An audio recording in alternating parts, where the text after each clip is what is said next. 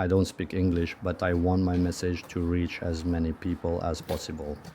That's why this voice is synthetic, created with AI, but everything you'll hear is my real story, real experience. Episode 14, Food for Evacuation.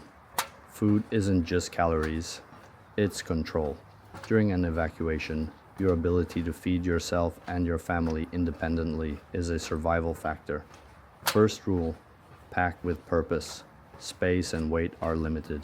Choose what lasts, fits, and helps you move forward. What I packed and why. Freeze-dried food, meat, dried fruits, figs, dates. Lightweight, long shelf life, nuts, high energy, compact, and rich in nutrients. Instant noodles. Just boil water and you're eating. Canned meat and pate. Reliable. No refrigeration needed. Sweets and dark chocolate.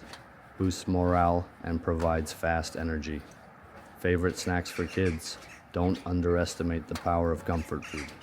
Yes, I brought whiskey. Not because I'm a drinker, but because it's a powerful antiseptic, a currency, a way to process emotional overload. Fun fact, alcohol and cigarettes are bartering gold during any crisis. Keep a few quality bottles. Outdoor stores sell survival meal kits. Shelf-stable, compact, and easy to use. Don't count on roadside restaurants. Most will be shut down, overwhelmed, or inaccessible. Water is king. Always bring more than you think you need. Drink often. Pack food in a separate bag. You must always know, this is the food bag. If you have to ditch gear, your food should stay with you. You don't know how long you'll be on the road. Hunger makes people irrational. Stay ahead of it.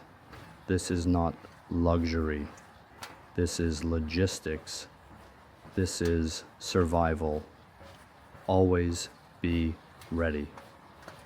Stay with me a bit longer and just reflect on everything you've just heard.